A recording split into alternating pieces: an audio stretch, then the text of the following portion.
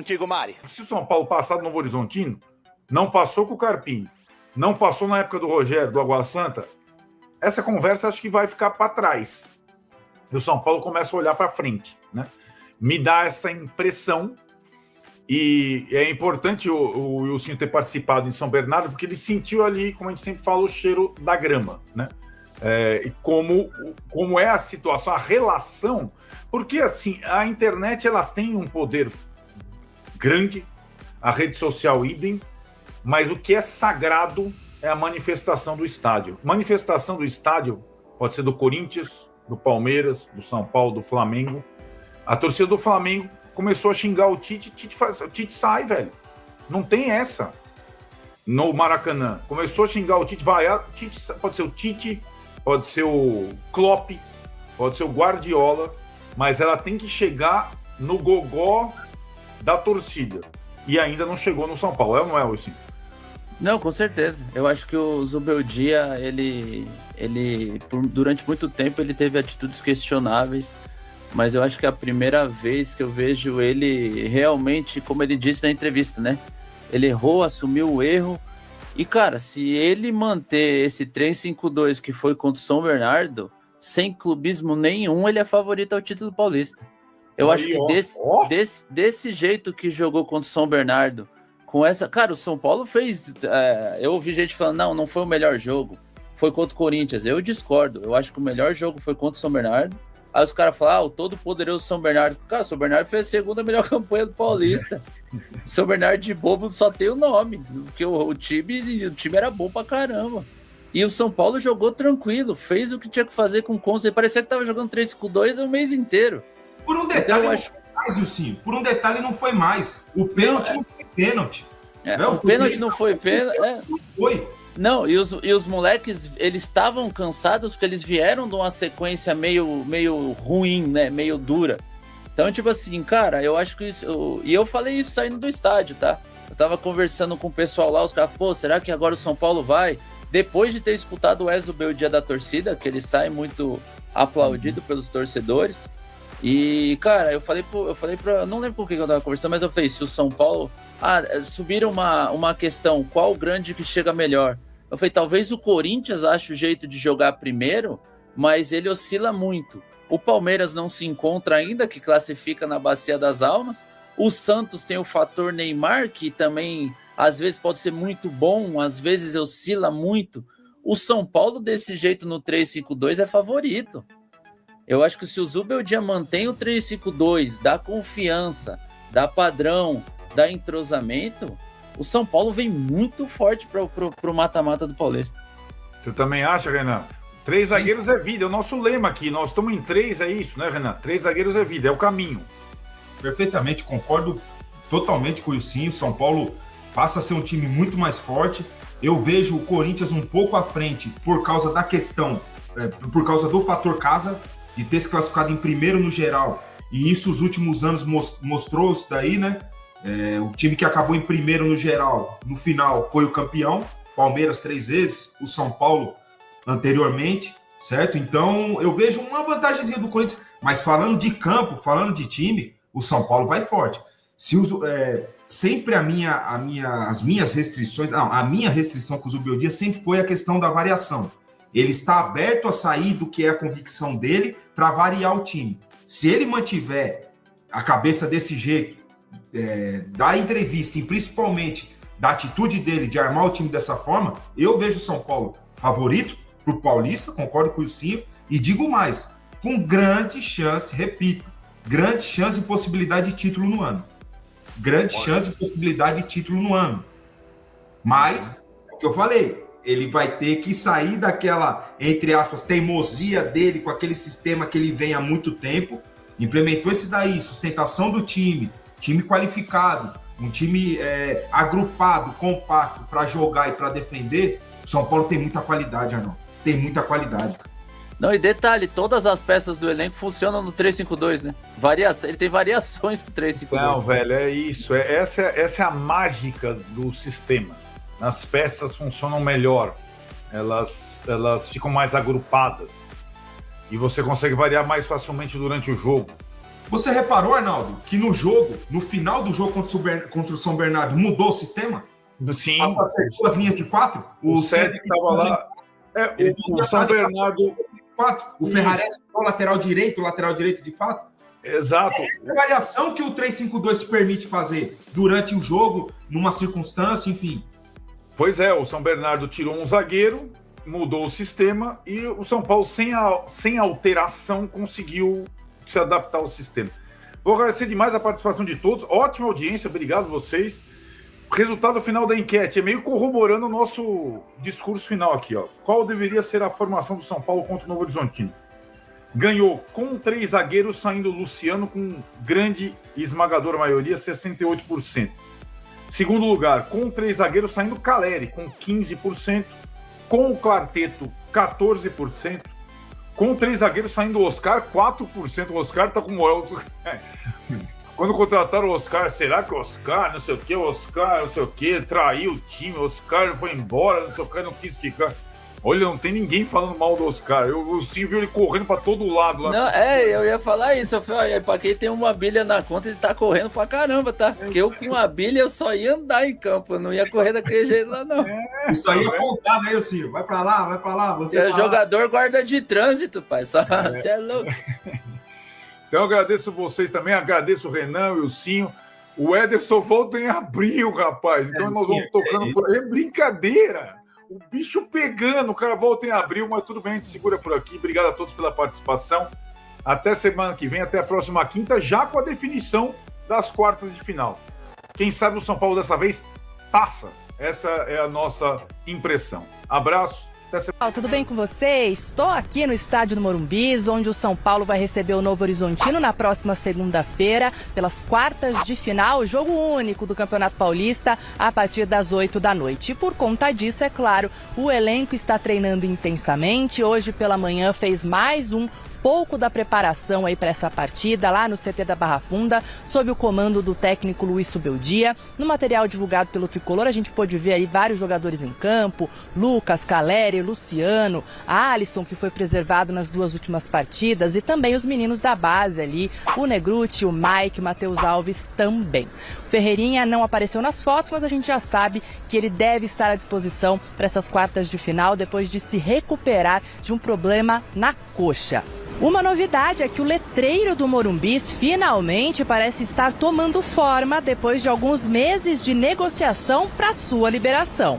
E muitos de vocês devem estar se perguntando sobre o gramado do Morumbis, não é mesmo? Porque no último jogo aqui, contra a Ponte Preta, estava uma situação um pouco complicada ali, em perto de um dos gols. Hoje a gente está aqui e pode comprovar para vocês que esse gramado foi de fato trocado, justamente nessa área que estava mais amarelada contra a Ponte Preta. O gramado foi trocado na segunda-feira e estará prontíssimo para receber esse super jogão das quartas de final do Paulistão. Tá certo? Os ingressos já estão à venda, a expectativa aqui é de casa cheia e eu deixo para vocês comentarem aí sobre gramado e sobre, claro, São Paulo. Até! Até, Má, brigadão. Bom, vamos seguir direto? Vai falar um pouquinho sobre o São Paulo? Assim, o São Paulo tá devendo. Tá devendo. Né? Vai mostrar agora no próximo E o Zubeldia disse isso lá na última coletiva, achei bem legal da parte dele. Quem não tá devendo, né, Garrafa? Não, mas nesse assim... começo de temporada. Mas o São Paulo vem numa dívida aí boa nos últimos jogos. São Paulo tá devendo. A hora da onça beber água mesmo é na próxima segunda-feira, porque futebol não adianta, querendo ou não, é resultado. Vence o Novo Horizontino, colocou o trem no trilho. Não vence, o Novo Horizontino é eliminado, o São Paulo... O Zubeldia cai. O São Paulo vai entrar... O Zubeldia vai cair. Vai entrar numa loucura. Se for eliminado... Então, veja a importância do jogo de segunda. Vai repetir o que aconteceu no ano passado. E eu querendo terminar o meu raciocínio, o senhor me interrompeu. É só para empatar um pouco o jogo, né? Não, você pode ficar à vontade. É que você ganha de goleada nesse quesito. O Zubeldia, agora defendendo o argentino louco ali na beira do campo. Ele talvez tenha encontrado um jeito de jogar que o home office? Ele vai estar no jogo ou ele vai estar em casa no sofá? Cara, é insuportável. Ele é o técnico que comanda o time de sofá. Os três zagueiros, pode ser uma solução para o São Paulo, que também estava sofrendo muito com a questão defensiva. De repente, com esses 3 zagueiros, soltando os alas. É um formato que já deu certo tantas vezes para o São Paulo. Pode ser um caminho. 4 possibilidades, mas pelo menos 2 correm por fora. A disputa está mesmo entre Bobadilla e Marcos Antônio. No ano passado, o Pablo Maia também ficou fora, lesionado por 9 meses. E quem jogou muitas partidas foi o Bobadilla, que é o principal candidato para assumir essa vaga. O Marcos Antônio não jogou tanto quanto ele gostaria nesse campeonato estadual, só que ele foi titular na última rodada, na vitória por 3-1 contra o São Bernardo. Também é uma opção. O Negruti, jogador da base, foi reintegrado ao elenco profissional nessa semana, corre por fora, assim como o Luiz Gustavo. Experiente jogador, perdeu muitos treinos nos últimos dias, estava com uma fratura em um dos dedos do pé. Já está recuperado, voltou a treinar, mas só deve voltar a jogar mesmo na fase de semifinal, Fred. São Paulo vai fechar a fase de quartas de final do Campeonato Paulista, jogando segunda-feira à noite no Morumbi contra o Novo Horizontino. Então, no final de semana, muito treino, preparação da equipe e observação nas demais partidas.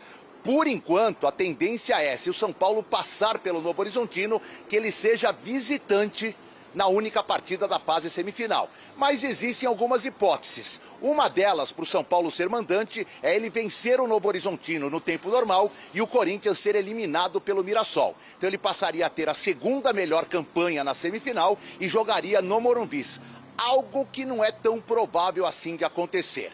Bem, para o jogo da segunda-feira, o técnico Luiz Ubeldia não terá o Pablo Maia, que passou por cirurgia, começa a fisioterapia aqui no CT na segunda-feira, e o Luiz Gustavo, que seria o substituto imediato, está em fase final de recuperação, também não deve ser relacionado. Por isso, Bobadilla deve formar a dupla de volantes com Alisson, que volta após ser preservado por 2 jogos. Outras dúvidas de Zubeldia estão nas laterais. Igor Vinícius e Enzo Dias ou Cédric e Wendel. Cédric e Wendel chegaram no decorrer do campeonato, tem pouca minutagem, mas agradaram quando entraram. E no ataque, apesar do André Silva ser o principal artilheiro da temporada, a tendência é que o Caleri seja mantido, fazendo aí o quarteto com Lucas Moura, Oscar e Luciano. Quem está de volta é o Ferreirinha, ele não jogou as 4 últimas da fase classificatória, retorna de lesão e é uma opção no banco de reservas. Aliás, no ano passado, na eliminação do São Paulo nas quartas para o mesmo Novo Horizontino, no mesmo Morumbi, a saída do Ferreirinha foi um dos fatores que complicaram a vida do São Paulo. O Novo Horizontino fez 1-0, o Ferreirinha empatou o jogo, mas saiu machucado. O São Paulo perdeu força ofensiva e acabou nos pênaltis, sendo derrotado pelo Novo Horizontino. É isso. Sigo com vocês aí no estúdio. Para você. No dia 10 de março a 11 de abril, poderemos contratar mais jogadores. Em que situações? Jogadores que estiverem ou jogadores que estejam sem contrato. Então, por exemplo, a sugestão que eu dei há alguns dias atrás e que inclusive vi que teve gente que estava tomando isso como verdade, como o São Paulo negociando. Vou repetir.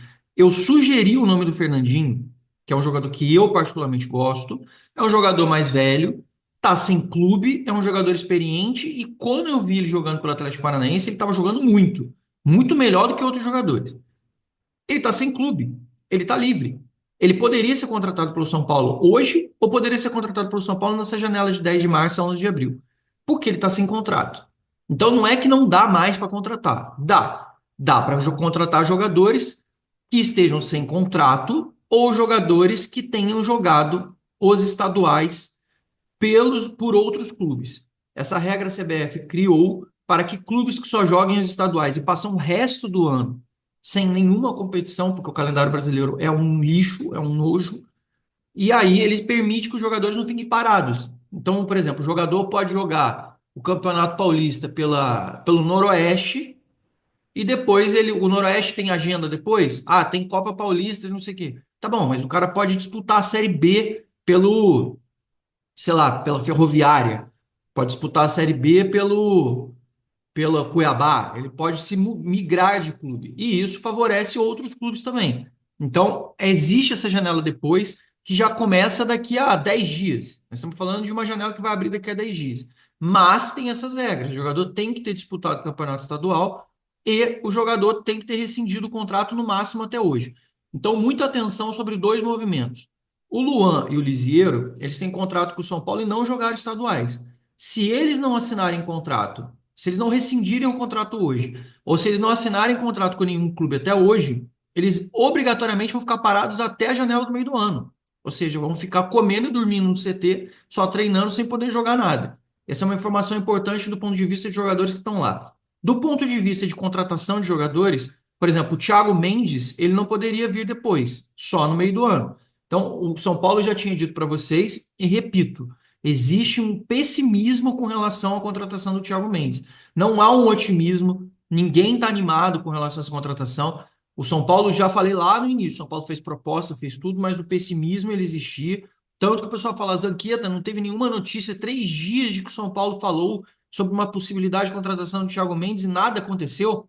Aconteceu, as conversas acontecem. Só que, como eu falei para vocês, eu não falei para vocês sacanagem que existia pessimismo. Falei para vocês que existia pessimismo porque realmente não há uma expectativa grande. E aí hoje, então, Zanqueta, você está falando hoje, o fuso horário dos árabes, a gente já está falando de os caras já estão no período da tarde, tá?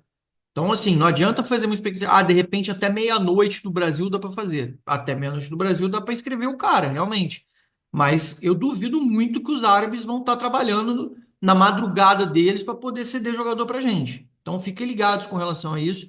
Eu torço muito para que o Thiago Mendes feche com o São Paulo. Acho que é um jogador. Eu, particularmente, sempre gostei dele. Quem me acompanha sempre me viu falar bem do cara. Mas eu não estou otimista.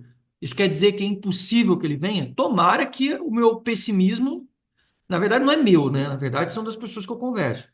Mas tomara que o pessimismo se converta em felicidade, em uma boa notícia, uma coisa positiva. Se não se converter, não é o fim do mundo.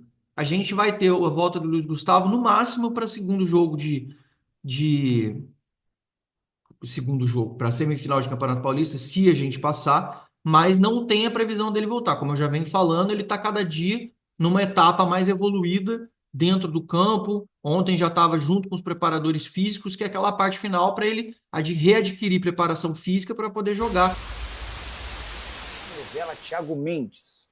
O volante não será mesmo contratado até o fim da janela de inscrições que se encerra nesta sexta-feira. Já havia contado para vocês ao longo da semana que, apesar do interesse do São Paulo no Thiago Mendes, não haveria condição financeira de um acordo.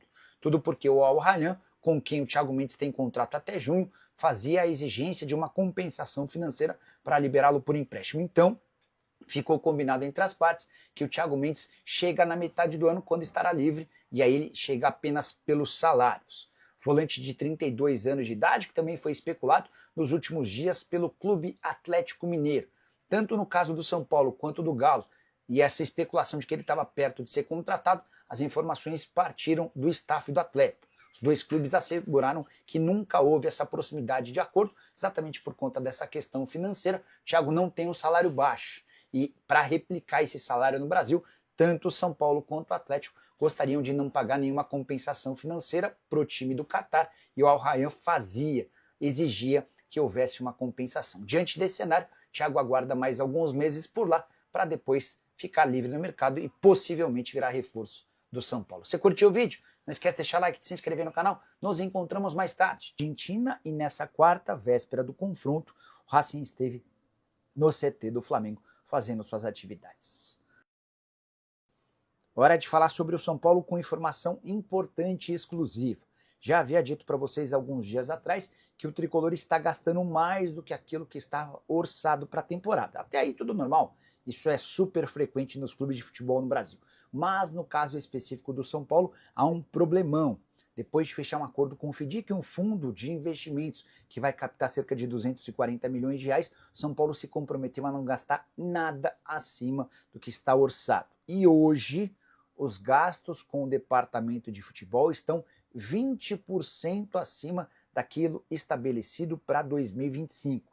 São Paulo tem a necessidade de reduzir de forma drástica e emergencial esses custos. Resta saber como é que o São Paulo vai conseguir fazer isso em meio a disputas de competições super importantes. Agora o Campeonato Paulista, daqui a pouquinho tem Libertadores da América e Campeonato Brasileiro, além da Copa do Brasil. Esses 20% equivalem a uma redução de mais ou menos 3 milhões de reais por mês da folha salarial. Vale a lembrança também de que o tricolor já conseguiu reduzir sua folha em relação a 2024. Depois da saída de mais de 17 atletas e apenas 4 contratações, houve um decréscimo de 1,5 milhão de reais por mês da folha. Mas o São Paulo precisaria reduzir ainda mais seus custos.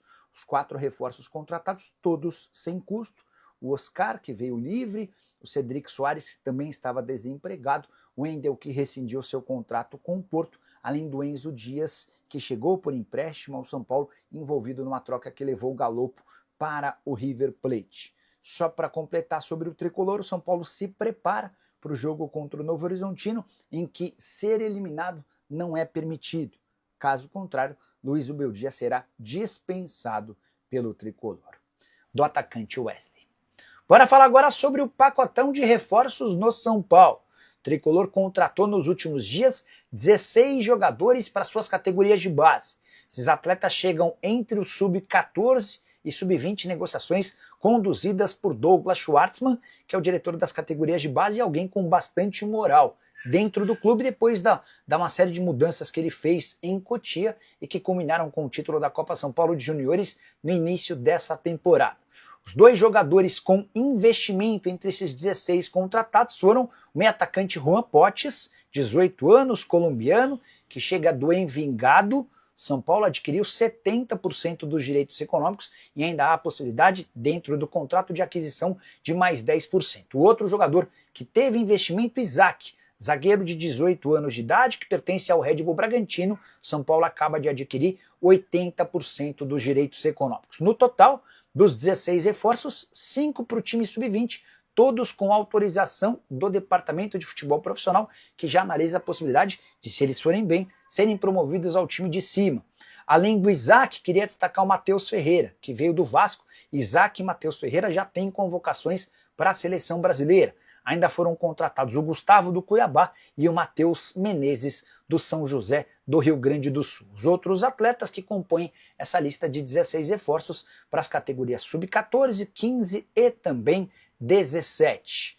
Só para completar em relação ao São Paulo, o tricolor assegura que não haverá tempo hábil para a aquisição de Thiago Mendes. A janela se encerra nessa sexta-feira. Apesar do barulho feito pelo staff do jogador, Thiago Mendes gostaria de voltar ao São Paulo. A tendência é que, se isso acontecer, aconteça na metade do ano.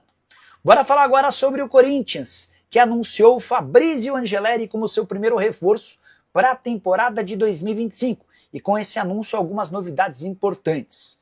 O Angeleri não é fácil, até porque a relação do Barcelona com La Liga não é boa. Essa fonte alviverde ainda completou: se não der agora, vamos trabalhar para que o Vitor Roque venha em junho. Até porque a negociação já era para a metade do ano. Só mudou porque o Betis contratou um outro camisa 9 e surgiu a oportunidade de trazê-lo agora. Fecha aspas. Quero fechar o vídeo para falar sobre o São Paulo e Evangelos Marinax. Se o acordo entre Tricolor e o magnata grego for fechado, São Paulo terá direito a dinheiro para investimento também no futebol profissional.